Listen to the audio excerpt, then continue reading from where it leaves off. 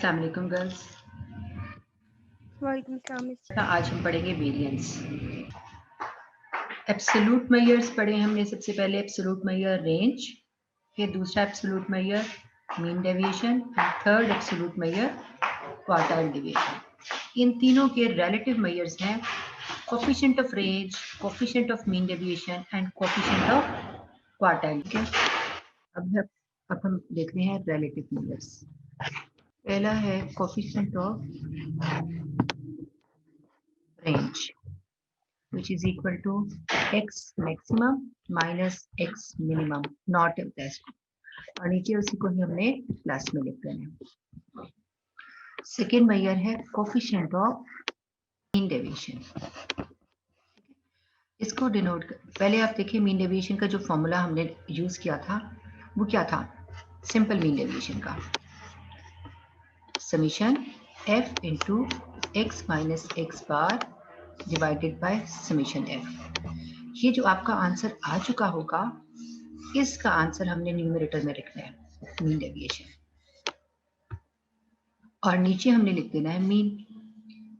तो ये रेशो हो जाएगी इन दोनों की, ठीक है, जिसमें मीन डेविएशन हमने ऊपर लिखा और मीन जो है वो नीचे लिखा। तो इनकी रेशो को हम क्या कह रहे हैं, कोफिशिएंट ऑफ मीन डेविएशन, क्योंकि इसका यूनिट ऑफ मेजरमेंट भी वही होगा जो डेटा का होगा, एक्स बार का भी यूनिट ऑफ मेजरमेंट वही होगा जो डेटा का होगा। दोनों तरफ यूनिट ऑफ मेजरमेंट ऊपर और नीचे एक जैसे होंगे तो कैंसल आउट होके ये एक प्योर नंबर रह जाएगा। ठीक है, तो हम यही कह रहे थे कि आपके पास कोफिशिएंट जो है वो एक प्योर नंबर होता है। ठीक, इसके बाद हम देखेंगे नेक्स्ट थर्ड जो कोफिशिएंट है वो कोफिशिएंट ऑफ क्वार्टाइल डेविएशन है। ठीक है, third is coefficient of quartile deviation. Quartile deviation Q3 minus Q1 ये न्यूमरेटर में होगा और इसका प्लस में डिनोमिनेटर होगा Q3 प्लस Q1। जाहिर है सारे क्वार्टाइल्स जो हैं उनका यूनिट ऑफ मेजरमेंट वही होगा जो आपके डेटा का होगा, तो माइनस करके प्लस करके भी यूनिट ऑफ मेजरमेंट सेम रहेगा न्यूमरेटर में भी और डिनोमिनेटर में। तो unit of measurement cancel out होकर ये एक प्योर नंबर बन जाएगा आपके पास। ये भी एक प्योर नंबर है, यानी कोफिशिएंट आपके पास हमेशा एक प्योर नंबर रहता है। ठीक है, प्योर नंबर। अच्छा, अब हम बात कर रहे हैं आज के टॉपिक की जो है फोर्थ वन। फोर्थ वन में जो हम पहले तो रिलेटिव मेजर में एब्सोल्यूट मेजर। जी बेटा पूछें। दोबारा बता दें कोफिशिएंट।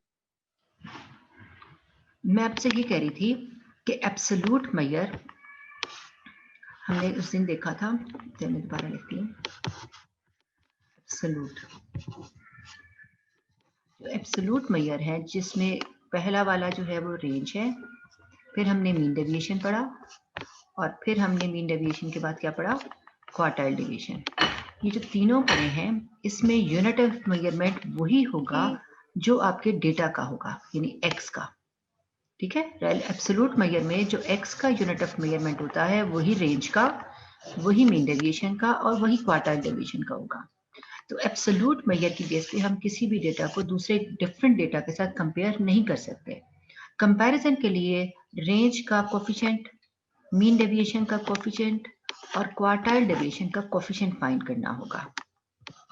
ठीक है, तो आप देखेंगे पहला कोफिशिएंट हमने रेंज का पढ़ा वो ये, इसके साथ यूनिट ऑफ मेजरमेंट नहीं लगता, एब्सोल्यूट के साथ आता है, ये प्योर नंबर होता है। यानी प्योर नंबर का मतलब है इसके साथ कुछ भी नहीं आएगा, कोई मिलीग्राम, सेंटीग्राम, सेंटीमीटर, केजी और किलोमीटर कुछ भी नहीं आ रहा।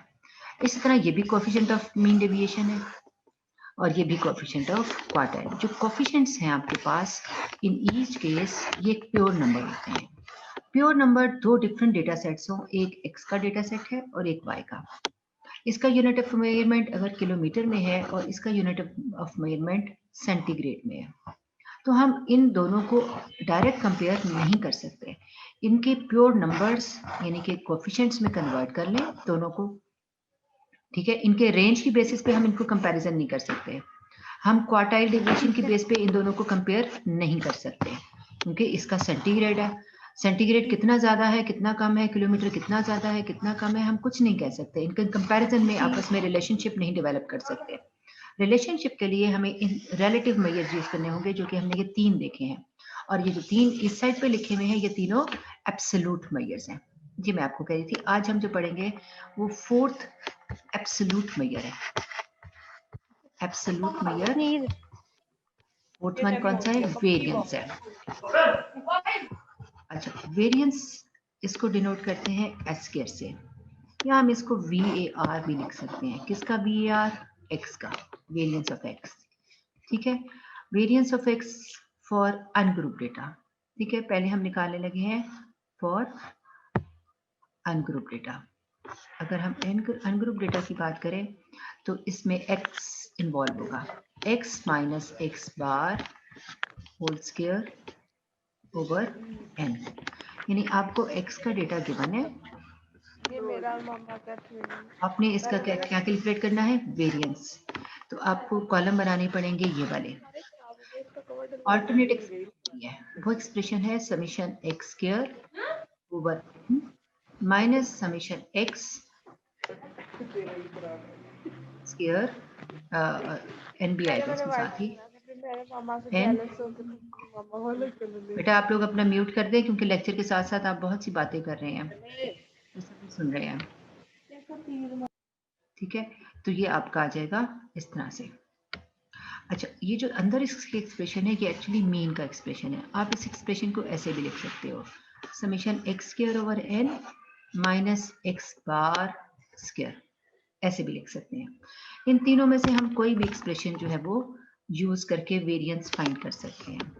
तो अगर हम लास्ट वाला यूज करें तो हमें 2 कॉलम बनाने पड़ेंगे, एक्स का, और एक्स तो गिवन होगा, ये आपका गिवन कॉलम है, आपको सिर्फ एक ही बनाना पड़ेगा एक्स स्क्वायर का, और इन दोनों कॉलम्स के समीशंस आपको रिक्वायर्ड होंगे, और इन दोनों की हेल्प से आपने क्या कैलकुलेट कर लेना है? इस एक्सप्रेशन को। ठीक है, जिसके लेफ्ट हैंड साइड पे है एस स्क्वायर। तो ये वेरिएंस यहाँ से ऑब्टेन हो जाएगा। वेरिएंस एक्चुअली क्या करता है? डेटा की वेरिएशन को डिस्क्राइब करता है कि डेटा में कितनी वेरिएशन एग्जिस्ट कर रही है। How much data is spread around the central value, around the central value. अगर आप देखें ये आपकी डिस्ट्रीब्यूशन है, इसकी सेंट्रल वैल्यू यहाँ होगी एक्स बार। डेटा इसके अराउंड कितना स्प्रेड हुआ है, इस स्प्रेडनेस को मेजर किया जा सकता है एस स्क्वायर से। ठीक है, ये इसका था एब्सोल्यूट मेजर। अब हम इसका देखते हैं रिलेटिव मेजर क्या है। रिलेटिव मेजर यानी कि 4th रिलेटिव मेजर क्या है? तो 4th रिलेटिव मेजर जो है वो CV है, coefficient of variation. This is coefficient of variation. Variance नहीं, वेरिएशन। ठीक है, ये रिलेटिव मेजर है, और सबसे ज्यादा जो यूज होता है, most commonly used measure is CV, which is obtained by variance का अंडर रूट लिया आपने, वेरिएंस ऑफ एक्स का, और इसको डिवाइड कर दिया एक्स बार से। जिस तरह से आपने मीन डेविएशन कैसे किया था, आपने मीन डेविएशन न्यूमरेटर में लिखा और एक्स बार डिनोमिनेटर में। अगर आप इन दोनों को कंपेयर करो तो इनके एक्सप्रेशंस एक ही जैसे हैं, बस यहाँ पर यह है कि वेरिएंस का आपने स्क्वायर रूट ही लेना है। ठीक है, और इसको न्यूमरेटर में लिखेंगे, डिनोमिनेटर में वही है जो इसमें था और मीन डेविएशन में भी था। अगर आप एक और चीज कंपेयर करो तो इन दोनों के एक्सप्रेशंस में सम आता है, इन दोनों के एक्सप्रेशंस में डेविएशन आती है एक्स माइनस एक्स बार की। बस ये है कि अगर वेरिएंस की बात करें तो हमने इसमें ऐसे करके स्क्वायर ले लेना है, अगर हम मीन डेविएशन की बात करें तो हमने एब्सोल्यूट वैल्यू डाल देनी है इसके अराउंड। तो अंदर आपके पास यही एक्सप्रेशन इसमें भी वही होता है और इसमें भी वही होता है। समीशन इसके साथ भी आना है, समीशन इसके साथ भी आना है, तो दोनों एक्सप्रेशंस जो हैं वो आपस में काफ़ी रिजेंबल करते हैं। ठीक है, अब हम यूँ करते हैं, एक डेटा सेट लेते हैं और उसके वेरिएंस फाइंड करते हैं। अच्छा, 4th के बाद 5th मेजर है that is called standard deviation. Absolute major यानी कि वेरियंस भी निकालेंगे, और अगर वेरियंस आ गया तो फिर हम उसकी स्टैंडर्ड डेविएशन के लिए क्या करेंगे, उसका अंडर रूट कैलकुलेट कर देंगे तो वो स्टैंडर्ड डेविएशन आ जाएगी। अगर हमारा फॉर्मूला वेरियंस का ग्रुप डेटा के लिए होगा, वेरियंस फॉर ग्रुप डेटा, तो फिर कैसे करेंगे, फॉर ग्रुप डेटा। आप देखें वेरियंस का एक्सप्रेशन एस स्क्वायर, वेरियंस भी लिख सकते हैं इसको, और इसको एस स्क्वायर का अंडर रूट इस तरह लिखेंगे तो ये कैंसिल होकर सिर्फ एस आ जाएगा, सिर्फ एस भी लिख सकती हैं। तो वेरियंस के लिए हम एस स्क्वायर में एफ आ जाएगा, हाँ जी, समीशन बिल्कुल बिल्कुल ऐसे ही है। जहां हमने ये लिखा था summation x square over N minus summation x over n whole square, तो क्या होगा, यहाँ पर भी एफ आ जाएगा और यहाँ पर भी एफ आ जाएगा, और एन किसके इक्वल होगा, एन जो है वो समीशन एफ के इक्वल होगा। ठीक है, तो हम ग्रुप का इक्वेशन कर लेते हैं ताकि हम इसको अनग्रुप का तो बगैर एक्स एफ के अगर हम कैलकुलेट करें तो ज़्यादा आसान है। तो मैं इस वक्त करती हूँ कि ग्रुप का इक्वेशन ले लेते हैं। एक्स की वैल्यूज हैं आपके पास 1 2 3 4 5 6 7, इसके साथ एफ की वैल्यूज हैं 4 25 53 18 11 7 2। अब आपको कौन सा कॉलम चाहिए, एफ एक्स का, ताकि मीन कैलकुलेट हो जाए, और एक चाहिए एफ एक्स स्क्वायर का। ठीक है, इन दोनों को मल्टीप्लाई करेंगे और यहाँ लिखते जाएंगे। ठीक है, क्योंकि क्या आ गया 50, यहाँ आ जाएगा 159, this is 72, 55, then 42 and then 14। आप लोग करें जरा जल्दी से इसको सम कर लें जब तक मैं आपका ये कॉलम बनाती हूँ। अच्छा, ये कॉलम कैसे आएगा, अगर आप इसी के रिजल्ट को दोबारा से x से मल्टीप्लाई कर दें तो आपका रिजल्ट आ जाएगा ये। तो 450 को 2 से मल्टीप्लाई किया, क्योंकि x स्क्वायर है ना, अगर fx को हम x के साथ मल्टीप्लाई कर दें तो fx स्क्वायर बन जाएगा। ठीक है, 52 आर 100, मैं इसको मल्टीप्लाई करती हूँ, आप मुझे समीशंस बता दीजिए इनके।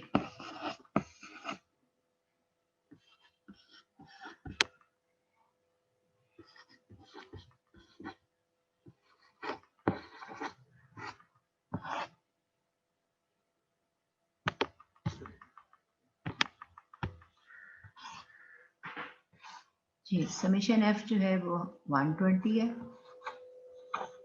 समीशन एफ एक्स कितना है जी, और ये है 1494।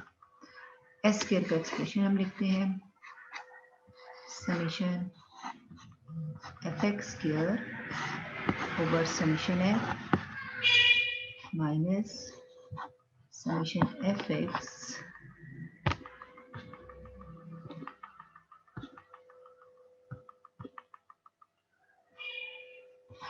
Over summation F whole square.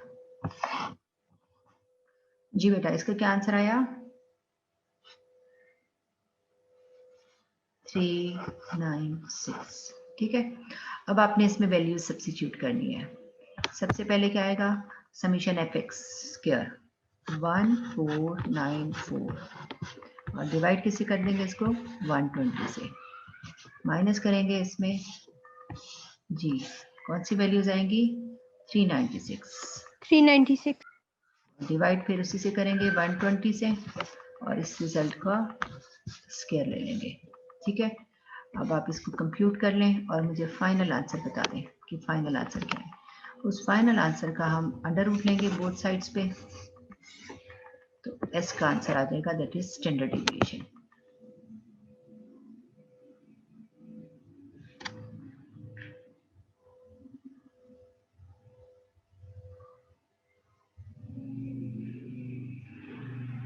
इसका आंसर आ गया 12.45, इसका आंसर आ गया 3.3 होल स्क्वायर। अब आप इसको सॉल्व कर लेंगे तो ये आ गया 1.56। जी मिस, और जब हम इसका अंडर रूट ले लेंगे तो आ जाएगा 1.25। ये आपकी स्टैंडर्ड डेविएशन कैलकुलेट होकर आ गई और ये आपका जो है इसका रिजल्ट अगर हम इस साइड पे लिखें 1.56, ठीक है। तो ये 1.56 क्या है, ये वेरिएंस है और ये स्टैंडर्ड डेविएशन। अब हम इस पे कैलकुलेट करते हैं इसका next CB, coefficient of variation. वो स्टैंडर्ड डेविएशन न्यूमरेटर में आएगा और डिनोमिनेटर में मीन आएगा। स्टैंडर्ड डेविएशन आ गया आपके पास 1.25, ठीक है जी। ओहो 1.25 डिवाइडेड बाय एक्स बार है, ये एक्स बार है 3.3, ठीक है।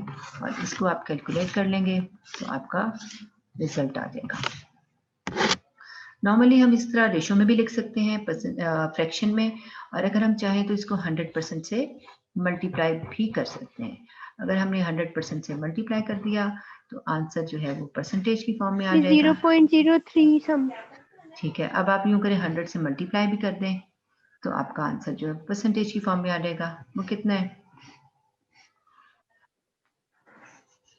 37.87 नहीं, हाँ 37, जी 37.87। ठीक है। इसका मतलब है इतनी वेरिएशन इस डेटा में एग्जिस्ट करती है 37.8%, ठीक है जी। तो अब आज आपने देखा कि हमने वेरिएंस पढ़ा, ठीक है। सबसे पहले कौन सा एक्सप्रेशन देखा है, वेरिएंस का, ठीक है, ये वाला। ओहो सॉरी, पहले तो मैं इसका स्केल लिखूं, बल्कि स्केल तो क्या गड़बड़ हो गई है, कैसे तो एक तो हमने आज ये वेरिएंस देखा है, दूसरा हमने इसमें स्टैंडर्ड डेविएशन देखा, और थर्ड हमने क्या देखा, सीबी। तीन आपके आज के मेजर्स हैं। जो फर्स्ट मेजर है इसमें, इस मेजर को कहते हैं दिस इज एब्सोल्यूट, कौन सा मेजर ये, एब्सोल्यूट मेजर है। और ये कौन सा मेजर है, ये वाला, ये रिलेटिव मेजर है, ठीक है। अब आप देखें कि हमने दो एब्सोल्यूट पढ़े, ये भी कौन सा मेजर है, ये भी एब्सोल्यूट मेजर है। दोनों एब्सोल्यूट मेजर्स के लिए एक ही रिलेटिव मेजर है, सीबी। अगर स्टैंडर्ड डेविएशन है तो भी रिलेटिव मेजर सीबी है, अगर वेरिएंस है तो उसका भी रिलेटिव मेजर सीबी है। जबकि इससे पहले हमने रेंज के लिए उसके पैरेलल कौन सा देखा था, कोएफिशिएंट ऑफ रेंज, ठीक है ना, इसमें कोएफिशिएंट ऑफ रेंज देखा था।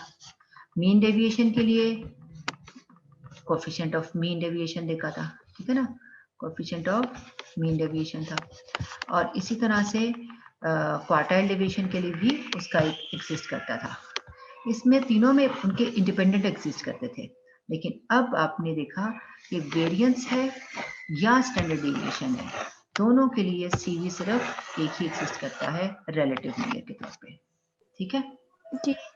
चलें गर्ल्स, आज का टॉपिक था variance and standard deviation as an absolute measure, और उसके बाद था ग्रुप डेटा। हाँ फॉर ग्रुप डेटा।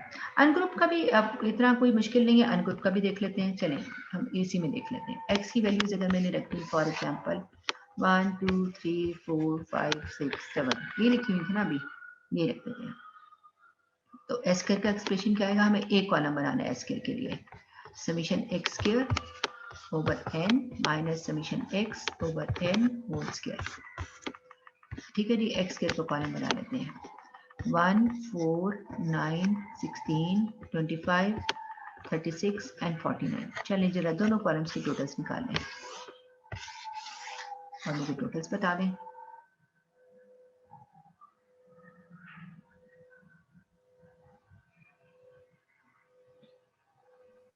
बट 25 हो रहा है एक्स का। ठीक है, और एक्स स्क्वायर का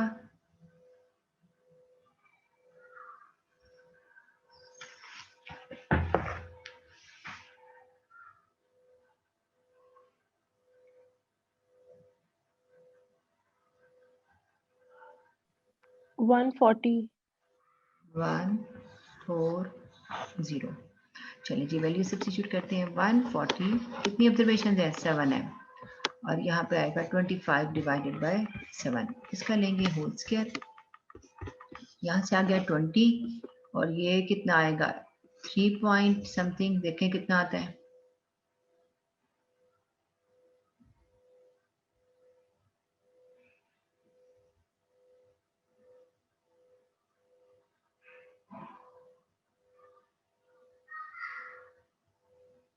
जी गर्ल्स 25 बाय 7 कितना आया 7.244 7.2 अच्छा स्क्वायर भी ले नहीं लिया टोटल ये ओके ओके ओके आपने ये कर लिया कि इसको कैलकुलेट किया है 7.244 अब चलें इसको माइनस कर लें तो ये 13 पॉइंट समथिंग आ जाएगा देख लें कितना आया ये एस स्क्वायर का रिजल्ट है एस का रिजल्ट जो है वो नहीं नहीं पूरा 140/7 और आगे स्क्वायर भी अच्छा अच्छा तो ओके मैं आप बता रही फाइनल आंसर मुझे बता रही हैं जी वो बता रही हैं दिस इज 7.244 ठीक है ना ये चले 7.244 अब आपने क्या करना है इस 7.244 का अंडर रूट ले लेना है ठीक है क्योंकि आपके पास स्टैंडर्ड डेविएशन आ जाएगी ये वेरिएंस है